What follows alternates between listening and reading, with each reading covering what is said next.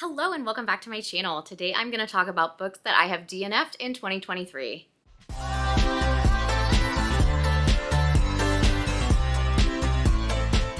So once again, welcome or welcome back. I am so glad you decided to click on this video today. So like I said, today I'm going to talk about books that I have started and not finished, and there is a lot of variety here between books that I am like, yeah, no, and books that I intend to maybe eventually pick up again, and books that I read a chapter of, and books that I read the bulk of before I decided to not finish them. I am sure that I am going to have more, so I kind of had been holding off on making this video because I was like, well, I'll just do it at the end of the year. But it's getting lengthy, so I am gonna do like a part 1 now, and then I will do a part 2 closer to the end of the year where I can kind of like round that out. Now, I am personally a very big advocate of the DNF because I just think life's too short to be reading books that aren't serving you and books that are not something you're enjoying. That's not to say that I don't think there can be like value in a book that maybe like you're not enjoying, but it's teaching you something, if that makes sense. I also have certainly finished several books that I thought were not good, and I wish I maybe had stopped reading them, or I just like didn't like the ending. And so there's plenty of reasons to finish books, but I do wish that we as a whole could get rid of this whole like, well, I have to finish every book I start. I think it's definitely becoming more accepted and not like looked down upon, which is dumb, to DNF books, because it's just like, who cares? And why am I going to read a book that I don't like? So all that to say is I have quite a few. So let's just go ahead and get started from the beginning of the year. Some of these are not necessarily in the order of when I started or didn't finish them. I kind of just started making this list in like March, and there's definitely books that I read like a little bit of and was like, yeah, no, I don't want to read this. And I didn't get far enough in to feel like I had an opinion or a real reason why I didn't want to keep reading. So this is not a complete list, but this is a beginning. So the first book that I DNF'd this year is The Deja Glitch by Holly James. So this was a pretty big disappointment to me because I read a book by this author last year called Nothing But the Truth, and I absolutely loved it. I thought it was just like the cutest little rom-com, but not as heavy on the rom. It was just kind of like a cute story about this woman that like loses the ability to lie. The Deja Glitch is a time loop book, which normally I think I enjoy, but this just was boring. I felt that all of the loops were just the same, and I guess that's sort of not necessarily like the author's fault, because what am I expecting from a time loop book? But like, I don't know. It was not a book that I felt anything towards, and honestly, like, I felt like it was dragging. I think that I DNF'd this around 40%. So, I mean, I gave it, I think, a fair shot, and it just didn't do anything for me. And it's a bummer because like I said, I really did enjoy this author's previous book. I will probably give a chance to her again if I see her come out with something else and it sounds up my alley. I wouldn't necessarily just write her off based on this one bad book, but yeah, it was just unfortunately not a win for me. The next book I DNF'd was Murder Your Employer by Rupert Holmes. This is such a really interesting concept for a book. It's sort of an instruction manual and sort of a story, I don't know, narrative, but it was interesting concept. I just think it was very drawn out. It's like about this school where you like basically learn the right way to murder someone, and they like teach you, and you have to do all these trainings, and like it's this whole thing, and like you can't leave once you're in. Again, it's been a long time and I didn't finish it, so I can't give a super specific plot summary, but I thought it was a really unique story idea. I just think it really dragged. I was 62% through this when I decided to put it down, which, you know, isn't a super high praise. I think just like the first book, I was just like, nothing's happening and I'm bored. So I think that anytime a book is feeling like a drag to pick up and I'm like not looking forward to picking it up, that is the time to say it's okay not to finish a book. So I did listen to the audiobook for what I listened to, and it was narrated by Neil Patrick Harris, and he did a great job, but unfortunately the book itself was just not for me. The next book is The Tip Line by Vanessa Cuddy. Cutie. I'm not positive how to say her last name, but this, I'm actually nice to know that it has under 3 stars on Goodreads, which is interesting to me because I did DNF this after about 30 pages. It just was doing nothing for me. It's like about a woman who works as a tip line operator at a police station, and she's like very much interested in finding a husband.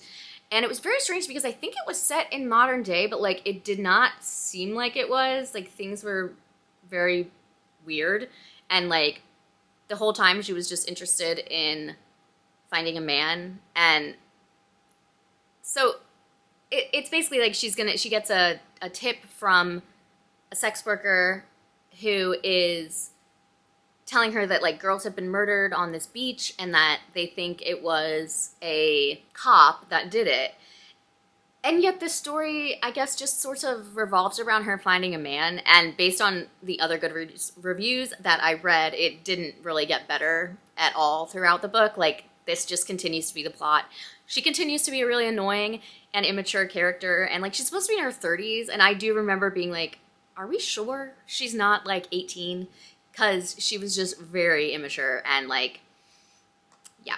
So this is a book that I will not be ever returning to. I unhauled it pretty early on after I finished it, or after I didn't finish it. I became finished with it in my head. So yeah, don't think this is one that I would recommend or will be going back to. Next is The Night Travelers by Armando Lucas Correa. This I DNF'd at around 33%, and this is definitely not the fault of the book. This is a wrong time for me sort of situation. Like I said, I did read about a third of it, and I actually was really enjoying it, but I just don't think I was at the time in a place where I wanted to read historical fiction or I could kind of handle something that dark.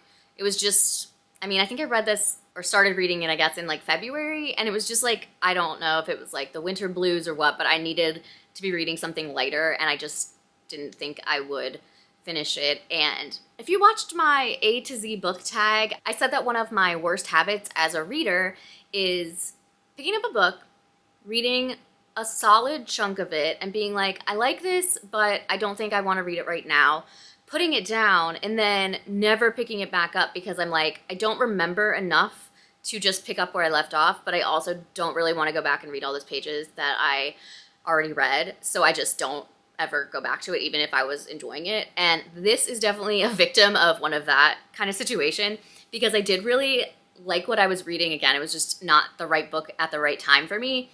But this is historical fiction. It follows 3 timelines: Berlin in 1931, Havana in 1958, and Berlin in 1988. And it kind of follows like 3 generations of a family, and it was really a good writing, a good story. It just, I don't know if I'll go back to it, but maybe after a while when I really don't remember anything, I will, so we'll see. The next one is If We're Being Honest by Kat Shook. This was definitely another, like, wrong time, wrong book for me at that time. I started reading this very shortly after my dad got his cancer diagnosis, and it was just not a book that I felt like I could handle because it is about, like, the patriarch of this family dying and kind of, like, finding out, like, these secrets, I think, in the back. I didn't get more than, like, 20 pages into this before I realized it was, like, a little bit too much for me to handle at this time in my life, but I don't really think I will ever pick it up again just because I don't know. It doesn't sound that much up my alley, and there's like new books coming out all the time, and I just know myself. So yeah, unfortunately that was a victim of me just not really being in the right headspace to read it at the time. Another one that's like basically the same exact situation is The Dead Romantics by Ashley Poston. I had heard so much really great stuff about this, but the main character works in a funeral home, and that was a little bit weird, but then in like the second chapter, I don't feel like this is a spoiler because it's like probably on the back and I just didn't look at it, but her dad dies unexpectedly. And so I was just like, yeah, no, this is not gonna work for me right now. And so I am still hanging on to that. I didn't get very far into it, and I think I would like it eventually, but it's just not now. So the next DNF is Emma of 83rd Street by Audrey Beleza and Emily Harding. So I think I got around maybe 100 pages into this. First of all, it was like needlessly long. It was like almost 400 pages, and it's kind of like a rom-com modern take on Emma. And so I was really excited to read this, but I just don't think it really did anything for me. It felt like the characters were kind of confusing because it was almost like they kept saying like, oh, our families have known each other forever, but these two like didn't know each other at all, actually.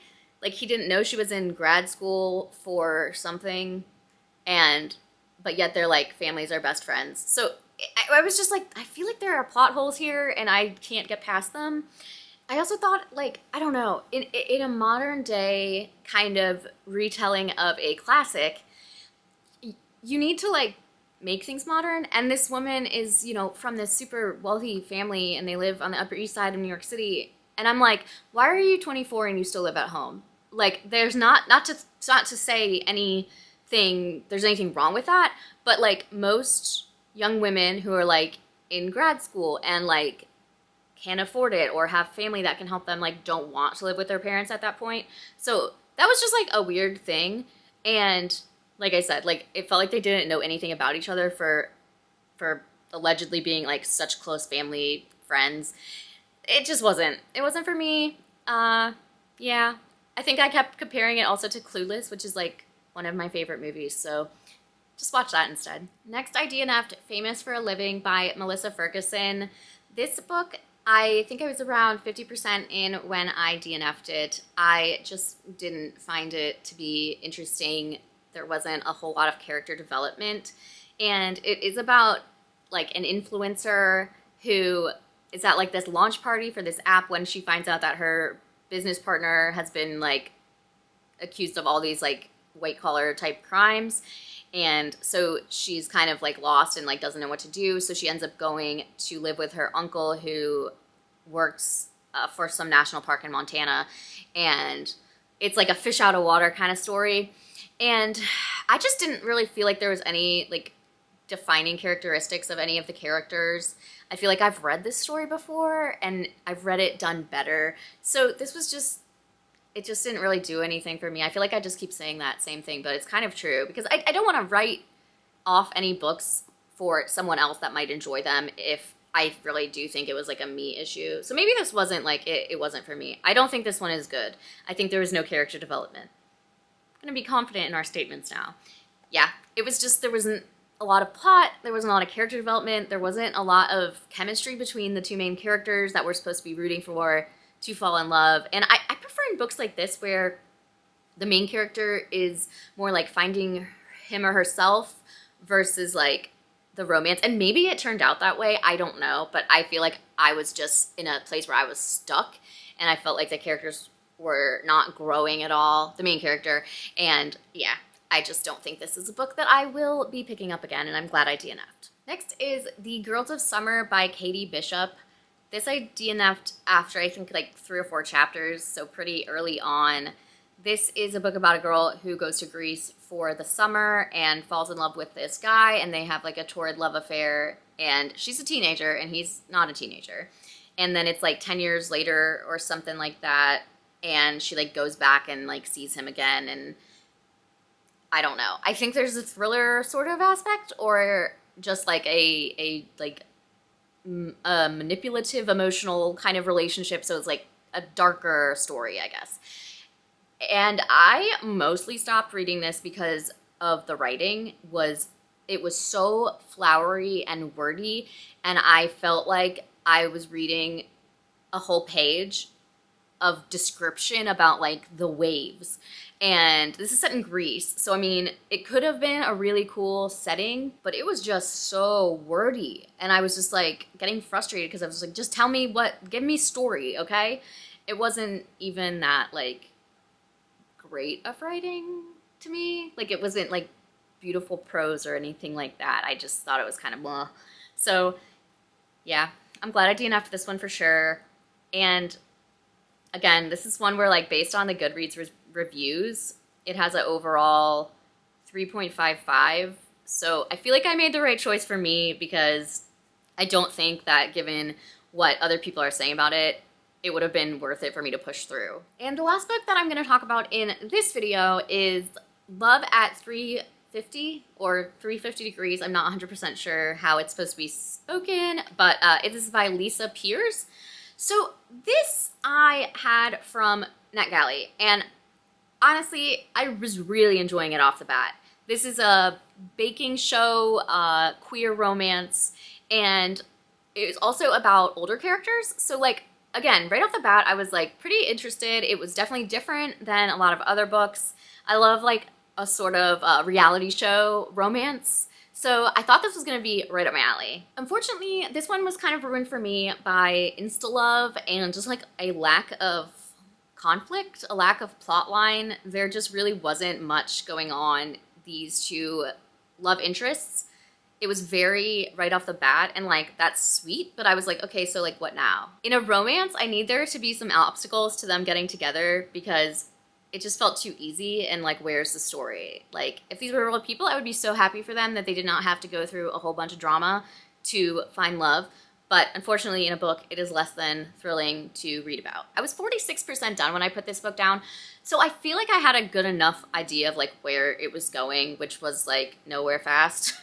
I don't know, in a romance, I don't feel like a couple should already be together by 46%. And I'm sure there's gonna be some big third act conflict, breakup, whatever, but, like, I just wasn't interested in getting to that point. So while these are definitely not all of my DNFs for 2023, this is a good chunk of them to get started on, because this video is already long and it would be way longer if I did all of them. So part 2 will be coming soon. Who knows, we might have a 3-parter, because it's only October. I mean, we got 2 whole months left, and I might be finding some more I don't like. I think as I've gotten more into reading, like, a lot, I know myself better, but at the same time, I'm more open to giving books a chance that I don't necessarily know if I would pick up for myself. So that does result in more books that I end up DNFing.